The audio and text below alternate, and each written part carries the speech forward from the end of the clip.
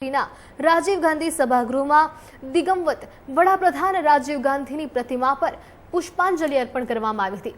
21મી સદીના વિકાસમાં આપેલા તેમના યોગદાનને ખાસ યાદ કરાયું હતું। આ પ્રસંગે ખેડા જિલ્લાના મધ્યસ્થ બેંકના ડિરેક્ટર મહેન્દ્રસિંહ પરમાર, જિલ્લા કોંગ્રેસ ઉપપ્રમુખ મહેશ સોલંકી ઉપરાંત ગામડીના ડેપ્યુટી સરપંચ ઇસ્માઇલભાઈ વોહરા અને કાઉન્સિલર સલીમ શાહ દિવાની સહિત અગ્રણીઓએ પણ રાજીવ ગાંધીની પ્રતિમા પર પુષ્પાંજલિ અર્પણ કરી છે।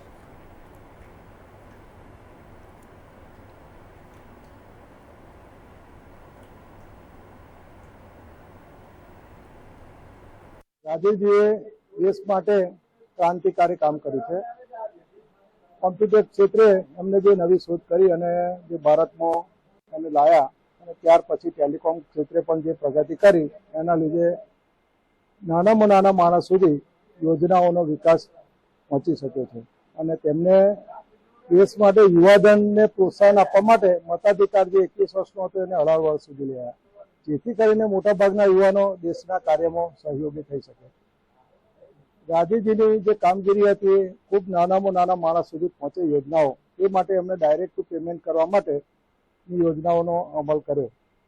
તેઓએ શ્રીલંકા સાથે શાંતિ સમજૂતી માટે પ્રયત્ન કર્યો અને એમાં તેમનું જે ગેરસમજ લોકોમાં ઊભી થઈ તેમના લીધે તેમને ભારે સહન કરવાનું થયું અને આપણા દેશે યુવાન અને ખૂબ જ ઉત્સાહી નેતાની ખોટ પડેલી છે।